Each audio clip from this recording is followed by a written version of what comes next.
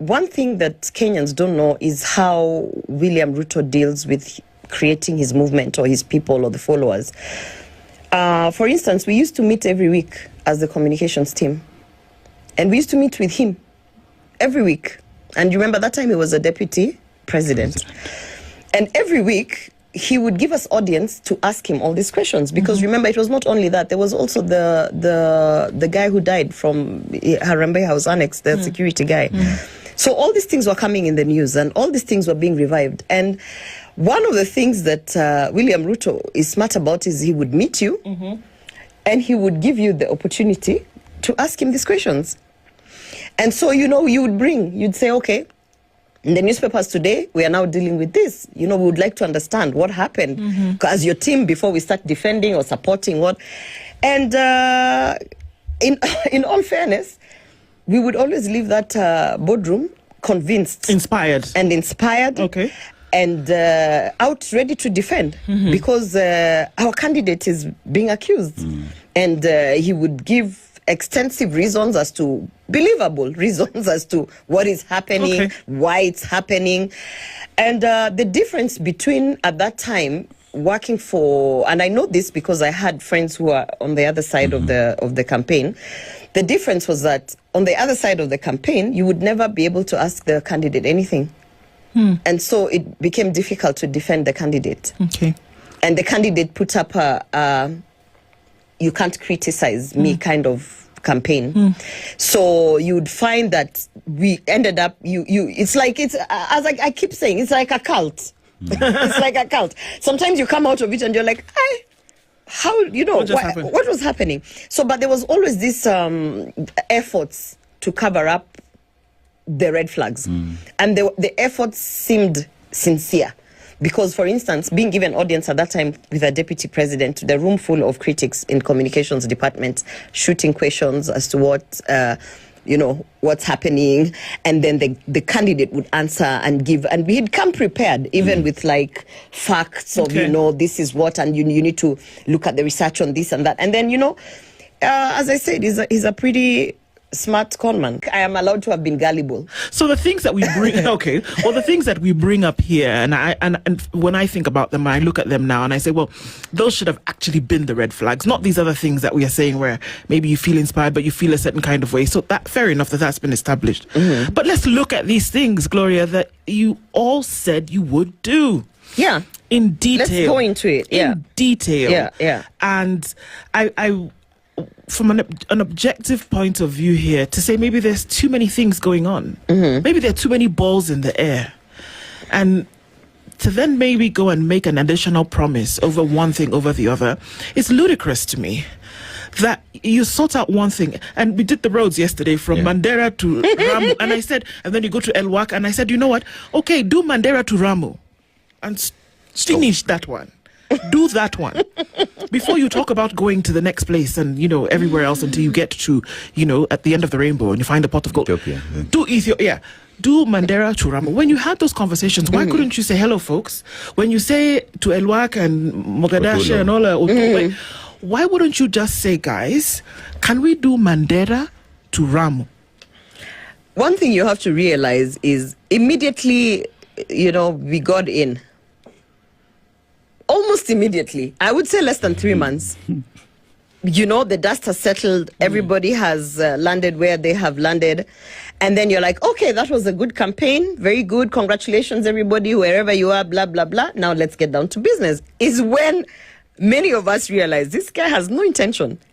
No intention. Because, we even had things that we were going to fulfill within 100 days. Yeah. And I think he only did 2. It was the judges who were supposed to have been sworn in. Yeah. And there was one other, which was made in the same week. I forget. But we had a whole list. We had a whole list of things, injustices that had been happening when we were on the other side, of course, in the opposition.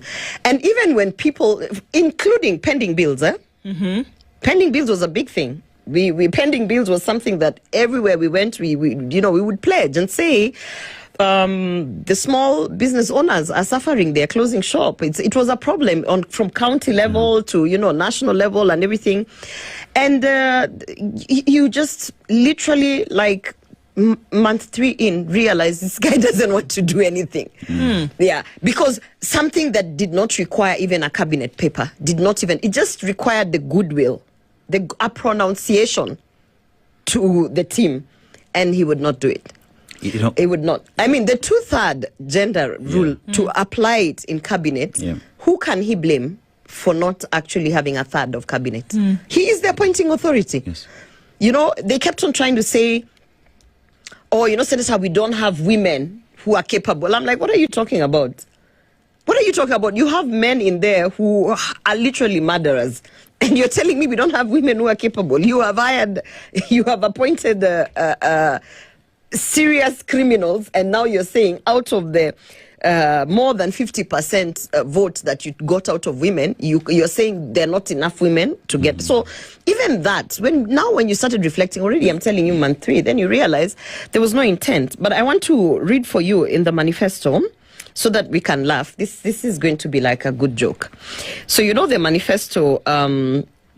It's a very good thing. I loved this thing because when we even did the photos and put it together, we're like, you know, it was so inspiration. The plan. The plan, yeah. The plan. Yes. Yeah, we have a plan. You know, we were going out saying, we have a plan.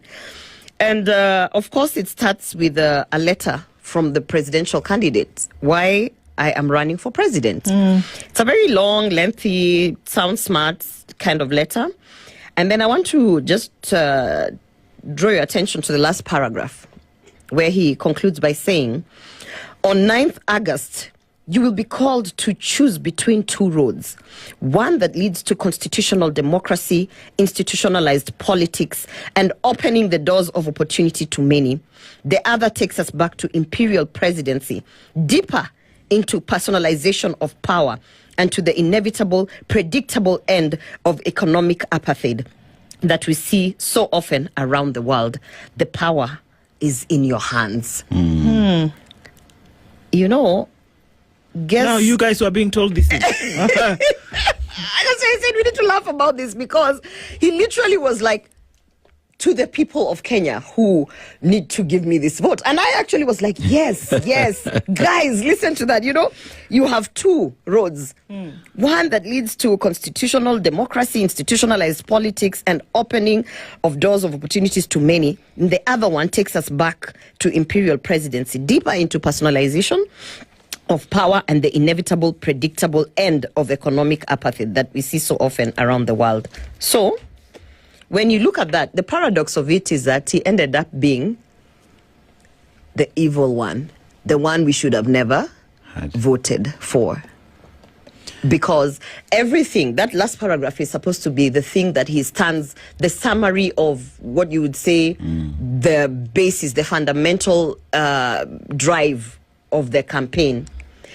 And he did the opposite. He literally, intentionally went out and watered down every single institution